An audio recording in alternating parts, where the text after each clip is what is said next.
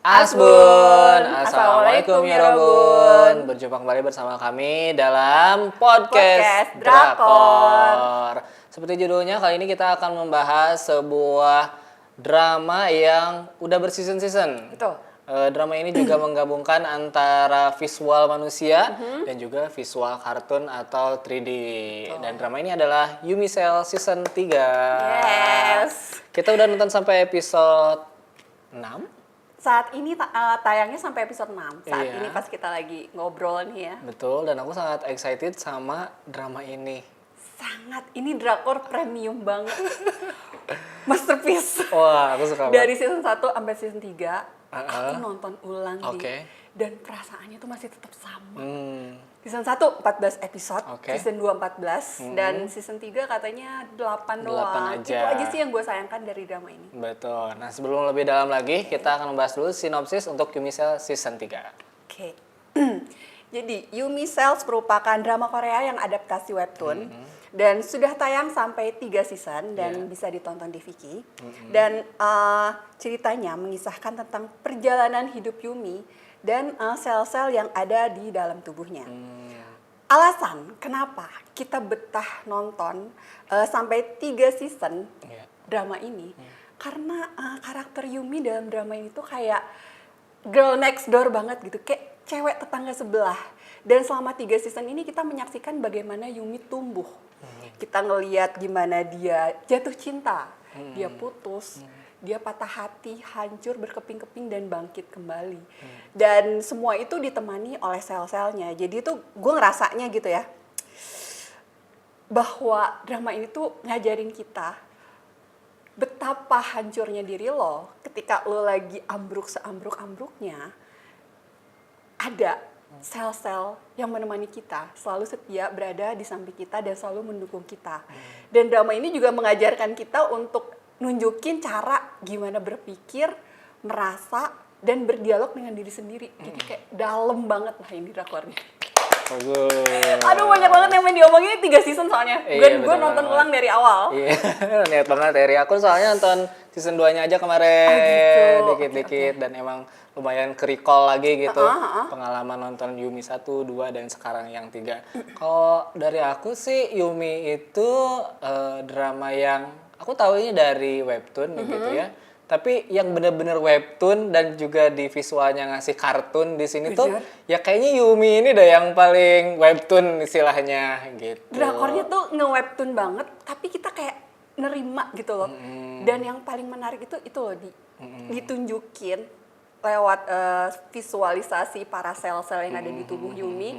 Itu cara mereka berpikir dan merasa tuh kayak, lo tau gak sih, ada adegan mereka harus para sel berdebat selama 1 detik untuk menentukan apakah cewek dan cowok itu boleh berteman supaya bisa memutuskan ekspresi wajah Yumi. Iya, itu. Ada adegan kayak gitu, jadi kayak oh ternyata untuk pengambilan keputusan itu begitu ribetnya yang ada di dalam sel dalam tubuh gitu sih. Aku juga suka banget sama cara si penulisnya, mau webtoon mau yang untuk drama ini, gimana dia ngegambarin hal yang cepat terjadi di kepala kita itu jadi satu adegan di kartunnya gitu. Dan cara dia ngebagi bahwa di kepala kita ada sel ini, sel itu, bahkan ada sel utama. Betul. Ada sel yang lagi apa tuh hiatus misalnya kayak gitu. Ada sel yang saking sudah lamanya nggak dipakai, dia dikubur atau dibekukan.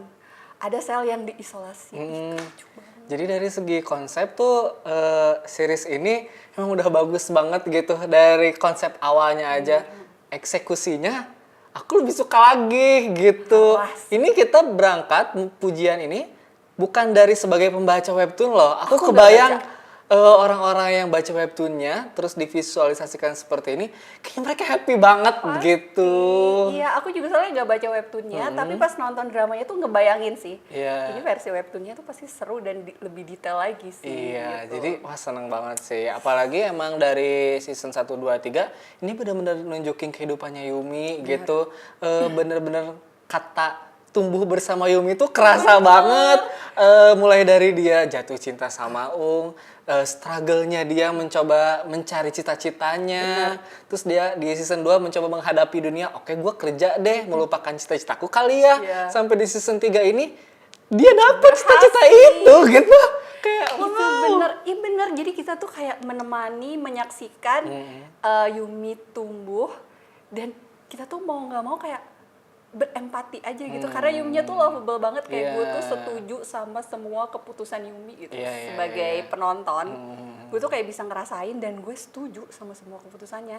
Seperti yang Adi bilang, bahkan karirnya pun tumbuh. Iya kan, awalnya dia kerja di bagian accounting, terus di season 1 ya, terus begitu season 2 dia tertarik untuk disuruh menulis kan. Iya benar. Dia sama ketemu Yubabi dan dia akhirnya pindah ke marketing dan memutuskan keluar kerja. Nekat belajar menulis dan akhirnya sekarang jadi penulis webtoon yang ya terkenal lah ya, penulis novel yang terkenal. Kita kan kayak pengen, aduh Yumi kamu sudah tumbuh dengan begitu tinggi gitu kan. Benar keren. Tapi kalau kita nge-recall lagi teh dari season 1, 2 dan 3, apa yang Terry ingat dari season 1, 2 dan 3? Ya, kalau aku sih ngerasanya gitu ya, dari season 1 sampai 2 Yumi ketemu sama 2 orang cowok, tapi yang akhirnya putus gitu loh. Aku ngerasa dari para mantannya Yumi, dari para cowok-cowok yang pernah ada di hidup Yumi, kita belajar bahwa ternyata ada jenis hubungan yang bisa bikin seseorang itu tumbuh dan bisa bikin seseorang mencapai potensinya yang tertinggi, tapi tidak ditakdirkan untuk bersama. Itu bisa kayak gitu, karena kan sebenarnya dia si Babi tuh kurang sempurna apa sih? Dan dia yang dia menginspirasi Yumi untuk mengejar passionnya dalam menulis. Itu sel penulisnya Yumi udah mati, udah dikubur. Dan ketika Babi menyampaikan pujian buat Yumi, itu selnya bangkit kembali. Cuma buat nulis, kalau nggak salah tuh job pertamanya nulis itu di caption Instagram. Iya, dia jadi itu. Midehan gitu. Dia kan kerjanya di perusahaan mie kan gitu. Dan itu sih kalau menurut aku, bahwa kalau kita berbuat baik, ya udah ternyata mantan-mantan itu pada ngedukung Yumi gitu loh. Kalau aku menurut aku itu. Iya. Kalau aku dari season 1, 2 dan 3 emang yang lumayan nempel itu kisahnya Babi sih. Oh ya. Karena aku tuh kurang bukan tim Ung lah gitu. Aku bukan tim Ung. Bukan tim Ung gitu. Aku tim Ung aku. Karena Ung tuh badannya kayak singa. Iya betul. Tiap dia ada adegan buka baju tuh kayak aduh kok Cringe gitu. kayak layar aku penuh sama badan berototnya si Ung gitu. Apalagi kan dia gondrong ya. Gondrong dan jenggotan. Dan pakai celana pendek gitu, kencan pakai celana pendek. Iya. Ajakinnya ke festival katak. Iya benar itu. Sangat-sangat males kan. gitu. Makanya waktu season 2 ada Babi, aku kayak ini dia apa aku teh gitu. Babi memang sempurna sih. Apalagi kan aku nggak baca webtoonnya, sehingga di season 2 aku sempat mikir kayak, oh ini ternyata Babi yang mendapatkan Yumi gitu. Bahkan di sini aku menuliskan nih kelebihan Babi dibanding Ung. Kalau Babi itu support banget. Babilah yang menyarankan Yumi pindah ke bagian pemasaran dan menyuruh Yumi untuk memulai menjadi penulis full. Jadi Babi lah yang mensupport Yumi gitu. Itu aku setuju sih. Yubabi itu memang sangat-sangat green flag. Iya. Jadi gimana kalau misalnya gue rangkum aja nih, karena kan udah ada nih dia. para cowok-cowok mantannya Yumi. Oke. Jadi kalau misalnya dari kepribadiannya, jadi sebenarnya sebelum sama Ung, Yumi tuh pernah punya pacar yang lama banget, pacarnya kalau nggak salah sampai 7 tahun ya, teman kuliahnya, dan diselingkuhin. Dan saat itu sel cintanya Yumi yang merupakan sel utama itu koma sampai 3 tahun. Gara-gara si mantan yang selingkuh itu. Dan setelah itu dia ketemu sama Wung, dan kepribadiannya nih ya, kita bedah karakter para mantannya Yumi. Wung itu adalah tipe anak teknik yang rasional banget gitu kan. Jadi dalam tubuhnya itu ada sel algoritma yang bertugas untuk menyelesaikan masalah secara sistematis dan terstruktur. Cuma jadi kelemahannya adalah dia tuh punya sel ngambek yang lumayan kuat. Dan dia suka mendem perasaan. Dan sel utamanya Wong adalah sel harga diri. Jadi ketika dia lagi ada di titik terendah dalam hidupnya, dia nggak mau terbuka sama Yumi, dan itu yang bikin jadi masalah dan bikin mereka putus. Sedangkan Yubabi, dia adalah cowok perhatian, peka, sensitif, komunikatif, anak marketing. Cocok. Dan dia itu pintar merayu. Dan dia tuh selalu tahu gimana harus bersikap dan apa yang harus diomongin. Karena sel utamanya dia adalah sel detektif. Jadi kerjanya dia adalah menganalisis orang-orang gitu kan. Oh, ini orangnya kayak gimana gitu ya. Kelemahannya adalah dia tidak bisa ngasih batasan. Jadi dia orangnya baik. Tapi baik sama semua orang gitu loh. Jadi orang tuh gampang salah paham. Terutama anak magang yang rese itu. Iya, Dan itu yang akhirnya menimbulkan masalah. Betul. Dan yang berikutnya, Endgame. Yang berikutnya adalah Sunrock. Sunrock. Dia adalah anak rumahan, introvert parah. Nggak suka ngobrol basa-basi, small talk dia nggak suka. Dan kalau lagi bekerja di siang hari, baterainya Lemah. lemah dan kelihatannya lesu gitu loh. Karena emang yang bekerja itu cuma sel rasionalnya aja. Sel lainnya tuh Tidur. nggak aktif. Nggak aktif. Dan semua sel-sel yang lain itu baru aktif ketika dia pulang ke rumah. Iya. Dan itulah makanya kenapa dia kelihatannya kayak dingin dan kayak orang males gitu. Iya benar. Tapi ini sih berondong favorit banget sih. Betul sekali. Iya, iya. Wah, mumpung kita lagi ngomongin karakter ya. Kita langsung bahas PD Shin Sunrock. Aduh. Yang menjadi endgame-nya Endgame di season 3. Yumi di season 3 ini atau di Oke. series Yumi ini. Aku pribadi sangat menyukai ya karakter Shin PD. Mulai dari looks-nya. Aduh, cowok suka looks cowok ya. Dia sosok yang tinggi gitu kan, kalem, ya penuh ketenangan dan mudanya dapet gitu teh. Emang berondong itu ngebrondong Nah banget itu kerasa kan. Ih, sangat gitu loh. Apalagi ketika dia memakai baju hari-hari gitu. Karena kan dia kayak ini, kayak puppy, kayak anak anjing yang rambutnya turun ke depan gitu kan, Iya, yang kayak iya, minta iya, dielus gitu. Betul. Di satu sisi dia juga adalah orang yang sangat rasional, tapi kayak orang bego juga gitu. Orang bego yang gak ngerti perasaan orang lain gitu.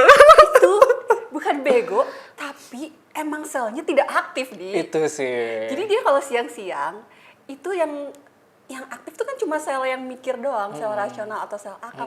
Sel emosi jarang nongol. Itu dia. Sel emosi tuh lagi kedinginan. Ada di rumahnya kedinginan dan Bener. dia baru nongol ketika ada percikan kehangatan. Yang muncul dari Yumi tuh baru tuh dia hangat terus dia bangun, ada apa Iya, gitu. benar. Terus juga Shin PD adalah orang yang sangat sopan gitu ya. Dia tahu posisinya sebagai magne, dia bekerja sama orang. Kalau dia lagi sama pimpinan dan lain-lain, dia benar-benar posisiin dirinya sebagai oke, saya bekerja untuk Anda minta saya lakuin apa, saya lakuin untuk Anda gitu. Nah, itu tuh semua dia lakukan karena punya sisi rasionalnya itu. Betul. Tapi ketika awal-awal dia mulai ada perasaan sama Yumi, dia mulai ngelawan walaupun itu atasannya. Ada batasan-batasan yang dia break Dia untuk langgar. seseorang yang dia sukai gitu. banget. Dan semua proses itu aku suka banget Kan gitu. kita berdebar ya. Terus kayak kita tuh kayak ngelihat pergulatan sel-sel dalam tubuhnya yang si sel rasionalnya bilang, Sunrock ini bukan kayak gini, kamu harusnya nggak boleh. Ini aturan pertama dalam hidup Sunrock adalah tidak itu. boleh berkencan dengan teman kerja. Iya. Aturan berikutnya adalah kamu nggak boleh mencampur adukan pekerjaan Iya, dan itu. pribadi. Dan itu semua dilanggar. Iya, itu. Jadi Wah. maksud tau nggak sih? Bener. Sel cintanya Sunrock itu adalah dokter bedah spesialis Wah, itu jantung lucu banget sih. dengan suaranya yang ngebas. Bener. Jadi dia kayak yang sangat bijak. Itu suaranya kenapa bisa dibikin ngebas gitu Nggak ya? ngerti. Dia kan mengoperasi ya, dia membedah apa sih kayak hatinya gitu ya. Iya. Membedah dia bilang ini tidak boleh ada perasaan di sini. Jadi dia salah bedah. Salah Ya? bedah. Ada dua ini soalnya dua ronsen. kertas X-ray. Oh, kocak banget sih kayak ilustrasinya tuh kok kepikiran ya. Benar, Dia benar, bikin benar. kayak gitu. Jadi cara dia memberikan batasan dengan cara gue mau kencan buta katanya gitu. Iya, itu bagus Ya sih. wadah itu adalah cara untuk bikin Yumi sadar bahwa ini gue lagi ngasih batasan gitu. Tapi ternyata itu. dia sendiri. Bener sekali. Dari episode 1 sampai 5 lah, aku tuh suka banget sama konsistensinya Sunrock gitu. Dia benar-benar kayak jadi orang yang oke, kerjaan Pelangga-pelongo. pribadi gitu. Oke, walaupun ini bukan job deskku, aku bisa bilang bukan kerjaanku misalnya. Ini pribadi, maaf kita nggak usah dibahas. Misalnya konsisten banget teh gitu sampai akhirnya ya ada cinta yang masuk ke dia dan dia bisa ngelanggar itu semua. Ya, jadi semuanya jadi blur gitu ya. Seharusnya dia baterainya ke charge ketika di rumah, ketika dia kepikiran Yumi, dia udah di rumah dan melakukan semua hal yang dia sukai. Tapi baterainya kayak mau ngedrop gitu. Terus si sel rasionalnya bingung, ini kan kamu lagi di rumah, kenapa baterainya kok kayak kedip-kedip gitu? Itu namanya lu lagi uring-uringan kangen. Gue pengen ngejelasin tau gak sih? Itu namanya lu lagi kangen. Iya, bener. Ayo, akhirnya kan datang kan, ngebenerin. PS5. Dan di situ kelihatan banget ya, aura apa sih, kekanak-kanakan. Iya, aura bener. kemudaannya tuh kelihatan sih.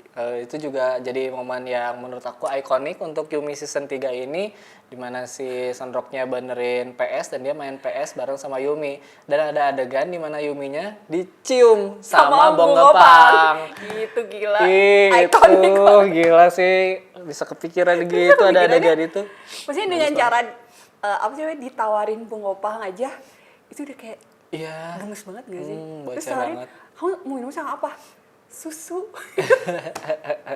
Kayak pelangap-pelongoknya juga dapet. Terus kayak polos-polos gemesnya yang hilang deh semua yang profesionalisme dia kalau lagi pakai ada. jas dan kacamata dan rambut rapi itu tuh hilang semua. Semuanya. Nah, mumpung kita lagi ngomongin adegan-adegan ikonik, Terry masih ingat gak hal-hal yang ikonik di 1 dan 2? Kalau buat aku ya, adegan paling ikonik dari season 1 sampai season 3 Oke. itu ada di episode terakhir di season 1. Oke. Itu ada satu adegan ketika Yumi kayak dia mimpi dan dia datang ke desa. Oke. Dia datang ke desa, terus dia lu tau kan ada buletin di situ. Dia mau menempelkan memo di buletinnya. Tulisan waktu itu momennya ketika dia baru putus sama Wong, terus dia lagi kangen-kangennya pengen balik lagi. Jadi dalam memo itu dia nulis aku ingin bahagia bersama Wong. Tulisnya kayak gitu. Terus mau ditempelin kan ada sel buletin tuh. Iya. Tuh kan ada sel bulletin board. Terus dia nanya, Yumi kamu ngapain? Aku mau nempelin ini isinya aku ingin bahagia bersama Wong karena dia adalah peran utama laki dalam hidupku. Dan sisanya bilang kayak gini, tapi Yumi dalam desa ini gak ada yang namanya peran utama laki-laki. Yang ada hanyalah satu peran utama aja, yaitu kamu. Wow. Ya kan? Ya kan, jadi maksudnya adalah baik bersama atau tanpa Wong, kamu harus tetap bahagia. Bahwa kebahagiaan kamu adalah tanggung jawab kamu sendiri. Kayak kamu tuh nggak butuh pacar untuk membuat kamu bahagia. Gila gak sih, kayak mind blowing banget dari satu adegan kecil. Itu kan kayak dialog sama diri sendiri kan. Iya kan. Itu ada di episode terakhir season 1 ketika dia baru putus sama Wong. Itu sih buat gue ya, aduh kayaknya nempel banget. Kalau Adi? Season 1 aku yang ingat mah yang si Ung buka baju. Kacau. Ketika sel naughty-nya itu keluar. Aduh itu aku main deg-degan ya gitu. Lucu banget. Itu lucu banget sih. Yang itu sel naughty-nya Wong. Itu bentuknya dinosaurus besar. Iya. Yang nggak boleh dicolek dikit dia langsung ganas. Wow. Sehingga dia harus dikurung dan dirantai. Iya. Dan kalau nggak salah itu dia aktif kalau ada karbon dioksida dalam jarak waktu tertentu. Jadi dia kalau segini terus ada, nah itu dia itu udah langsung. Sedangkan sel nakalnya Yumi itu tuh imut banget, nggak pakai celana dan suka ngomong cabul. Iya benar itu lucu sih. Gemes. Asli. Dan tiap kali si Ungnya buka baju itu selalu ada ini suara di backsoundnya, gitu. Sel nakalnya Wong namanya kalau bahasa Inggris loose saurus. Oh iya benar, kalau bahasa Indonesianya, ya. kalau bahasa Indonesia nafsu saurus. Oh mantap banget sih. Kocak-kocak Ya itu gitu. tuh ya, aku Yeah. sukanya itu. Terus Season 2 ada yang inget gak Terry? di season 2 oke. Putus sama Yubabi. Itu aku inget banget momen mereka putus. Dan Itu setelah lamaran atau sebelum lamaran ya? Karena putus 2 kali sebenarnya kan mereka tuh. Kalau buat aku tuh pas putus yang kedua nih. Jadi kan alasan mereka putus karena Yubabi goyah sama anak magang. Daun. Ini tuh sempat menjadi perdebatan. Gue ingat waktu dramanya tayang ongoing, banyak yang membela Yubabi dan bilang, ini kan gak selingkuh, ini belum selingkuh. baru mau niat. Iya. Tapi ada potensi untuk selingkuh. Jadi ini kan cuma goyah doang ya. Jadi ini nggak bisa masuk kategori selingkuh, paling ya selingkuh hati lah ya, karena physically mereka nggak ngapa-ngapain. Tapi selingkuh hati parah nggak sih? Iya, parah. Maaf emosi. Kemudian, tapi kan mereka akhirnya putus, terus balikan lagi dan Yumi dilamar. Terus itu ada satu momen ketika mereka sudah memutuskan untuk menikah, tengah malam ada telepon dari si anak magang itu dan Yumi ngeliat. Dari situ kelihatan, oh ternyata Yubabi nggak nge-delete nomor kontaknya karena namanya masih Yudaeun anak magang. Yeah. Tapi alasan Yumi ketika putus itu bukan karena ada telepon tengah malam. Itu adalah karena Yumi bilang dalam satu narasi, kayaknya monolog gitu. Dia bilang, ketika aku ngeliat ada telepon masuk, perasaanku tenang. Kalau aku jatuh cinta, seharusnya aku nggak setenang itu, kan gitu ya. Jadi itulah akhirnya memutuskan bahwa buat mereka dia putus, karena ternyata yang terjadi di dalam adalah sel cintanya Yumi sebenarnya udah nggak ada dia. Udah Pertama kali mereka putus, ketika Yubabi goyah, sel cinta Yumi itu berubah menjadi benci dan amarah. Merah. Jadi tuh jadi ada tanduknya. Terus di gitu yang tadinya lambangnya love ya, jadi tengkorak. Akhirnya dia diisolasi tuh, dia dibuang kayak keluar desa dan dipecat jadi sel utama. Dan yang naik pangkat jadi sel utama adalah sel penulis. Jadi di sini membuktikan bahwa ternyata untuk membangun kembali satu hubungan setelah kepercayaannya tergores, itu emang sulit sih. Iya benar. Menurut aku kayak sedalam itu loh, cuma kayak dari satu adegan berapa menit doang. Iya. Dan aku di season 2 adegan ikoniknya itu ketika Babi milih ngikutin bisnya Daeun. Di situ aku agak lupa. Jadi itu kan kalau nggak salah tuh dia ada satu adegan Babi itu lagi di mobil dan di situ ada Daeun sama kedua orang tuanya mau naik ya. Terus kan desanya gempa emang. Sampai tanahnya retak-retak. Berarti gempanya segede apa gitu kan. Terus dia mutusin buat ikutin Daeun, dikejar. Dan di situ aku langsung kayak si Babi ini green flag, red flag gitu. Yang awalnya aku ngerasa, iya ini Babi itu untuk Yumi gitu. Enggak, ya Babi emang Babi. Itu, ya aku udah malas di situ. Itu emang ilfil cuma itu doang sih sebenarnya kekurangannya. Yubabi itu tidak bisa memberikan boundaries atau batasan gitu. Karena ada juga adegan Yumi ketika lagi pacaran sama Yubabi di malam Natal, dia ketemu sama Wung. Iya ada kan. Jadi tuh si Wung nggak tahu kalau Yumi udah punya pacar. Terus diajakin ketemu kan. Yumi butuh closure, butuh kayak maksudnya ya udah kita putus baik-baik dan sekarang aku udah punya pacar yang baru. Dan Yubabi tuh nerima. Ya udah silahkan kamu, dia kayak tahu mau ketemu mantan. Banyak yang membandingkan kedua adegan ini. Yumi juga waktu itu ketemu mantan, Yubabi percaya. Masalahnya ketika ketemu Wung, hati Yumi tidak gempa. Tidak ada gempa. Dan sel cintanya Yumi yang udah deh nggak usah, udah deh gitu. Jadi beda guys. Gitu menurut gue. Menurut keyakinan saya, tim Babi maaf. Kalau yang season 3 ini ada adegan yang Terry suka nggak sejauh 6 episode kita tonton? Dalam episode 3 ini. Season 3? Oke. Dalam season 3 ini harus dibandingin dulu di. Oke. Cara masuk ke hati Yumi. Oh benar, karena di Yumi Cell itu ada momen-momen ketika Yumi jatuh hati, sel dari calon pacarnya itu bisa masuk ke dunia Yumi. Gitu loh ya.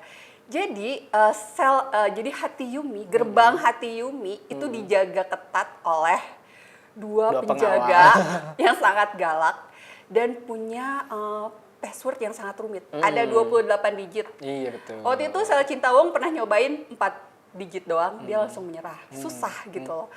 Sampai akhirnya Wong, pacar yang pertama di season 1, dia akhirnya berhasil dengan menyamar menjadi katak. Kodok, ya benar. Karena salah satu kriteria dari hal-hal yang boleh masuk ke hati Yumi itu adalah benda lucu.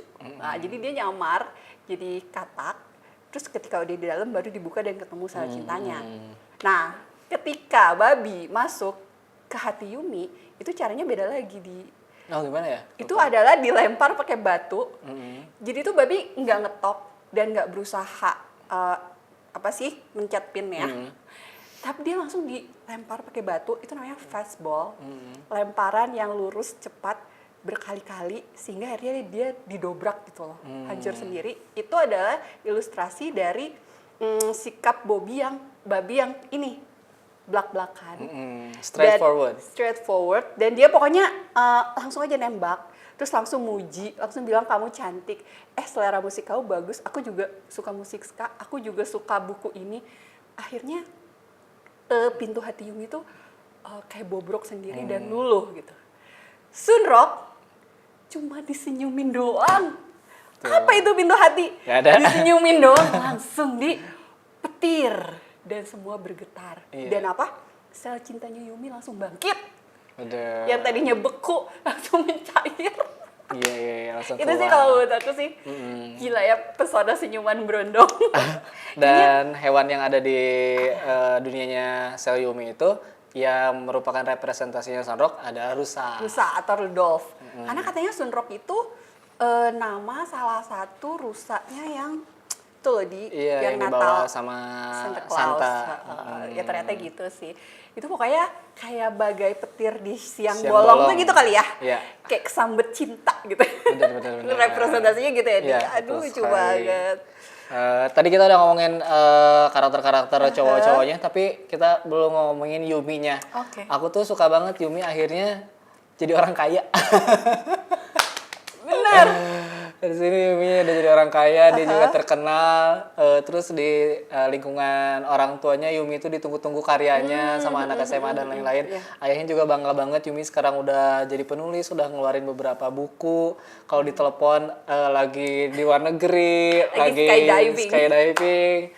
Ini Yumi akhirnya mendapat kebahagiaan gitu. Walaupun setelah itu dikasih tahu bahwa sel cintanya lagi membeku katanya gitu. Walaupun kan pada akhirnya dibangunin lagi karena kehadiran Sunrock. Jadi sosok Yumi yang ada di season 3 ini menurut aku bersyukur banget gitu, akhirnya dia mendapatkan kebahagiaan ini apa yang dia pengen. Ngikutin kan dari season 1 dan perjuangannya Yumi tuh kita kayak ngelihat banget. Jadi ketika Yumi akhirnya berhasil dan bahagia, kita tuh kayak ikut bersorak gak sih? Bener. Ya itulah makanya sebaiknya nonton dari season 1. Itu dia. Biar lebih kerasa gitu jeleknya. Bener banget. Seru banget ya ngebahas Yumi Cell dari season 1, 2 dan juga 3.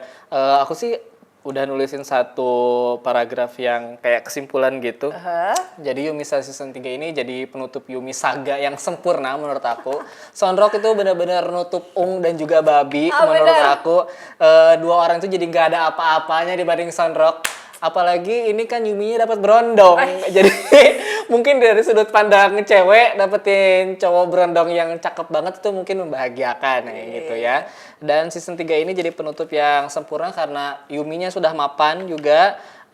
Kalau di season 1 dan 2 kan Yumi struggle gitu ya. Tapi di season 3 ini hidupnya Yumi nyaman dan akhirnya dapat cinta yang dia inginkan. Jadi buat aku season 3 best.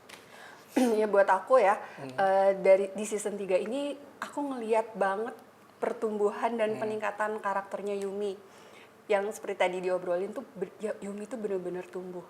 Karena kayak di awal season 1, jadi tuh dalam sel tubuhnya itu ada satu papan tulis yang isinya prioritas hidup.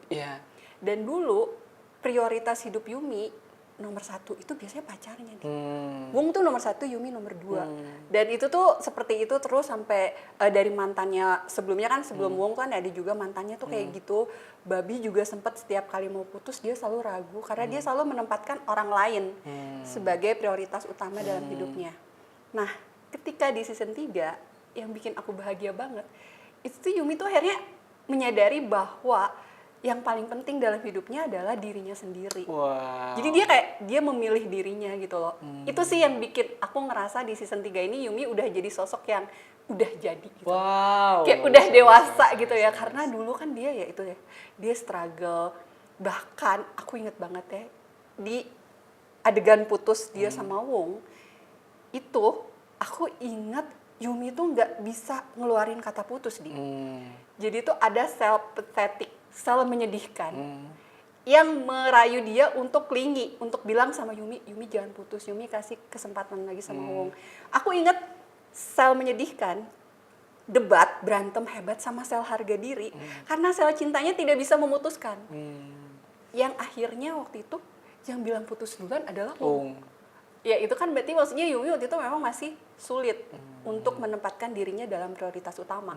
Nah dalam season 3 ini, aku ngerasa kayaknya Yumi udah jadi banget, udah dewasa dan dia pantas mendapatkan yang terbaik sih. Yaitu Sunrock.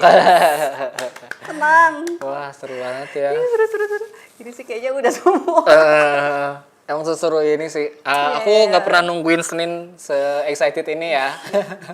Aku ngerasa gitu ya, kayak pengalaman aku nih ya, menonton 3 season, itu bener loh asli. Gue nonton season 1 14 episode, season 2 14 episode, dan kemarin 6 episode. Pengalaman sejarah, pengalaman ngedrama gue ya, sangat menyenangkan. Karena gue tuh kayak, gue kan padahal nonton ulang ya, tapi kayak nonton baru pertama lagi dan kayak feels-nya tuh masih dapet banget. Dan pas ini langsung ending kan, jadi kayak pas ini oke putus, terus gue sedih, ini putus sedih, tapi kan nanti ada gini gitu. Wih, ramah banget Itu ya. gimana ya si penulis webtoonnya bisa menciptakan 3 karakter cowok yang bikin kita jatuh cinta mati-matian, padahal mereka tuh beda banget. Beda gitu. banget. Beda, tapi maksudnya mereka punya kelebihan dan kekurangannya juga. Iya. Dan si Sunrock ini kayak udah paling cocok gitu. Aku belum nemu kekurangan Sunrock sih. Paling pelangap pelongok. Red flag-nya aku belum tahu di sebelah mana ini Ya, anak. dia Aduh. cuman kayak itu doang, kayak ya introvert aja. Iya. Introvert dan ya itu dia sangat membatasi dirinya. Iya, Dan iya, tapi iya, nggak apa-apa. Sering gak sih nemuin yang kayak gitu di dunia nyata? Ada. Seru sih makanya. Seru. Nah, kurang lebih itu pembahasan kami ya untuk Yumi Cell season 3 yang juga nyerempet-nyerempet season 1 dan 2. Nah, gimana pendapat kalian soal Yumi Cell? Mau 1, 2, dan 3 boleh dituliskan di kolom komentar di bawah. Kita berjumpa lagi di konten selanjutnya. Jangan lupa untuk like, comment, share, dan juga subscribe. Annyeong. Annyeong. Kamsahamnida. Ih, excited banget gue bahas nama ini nih.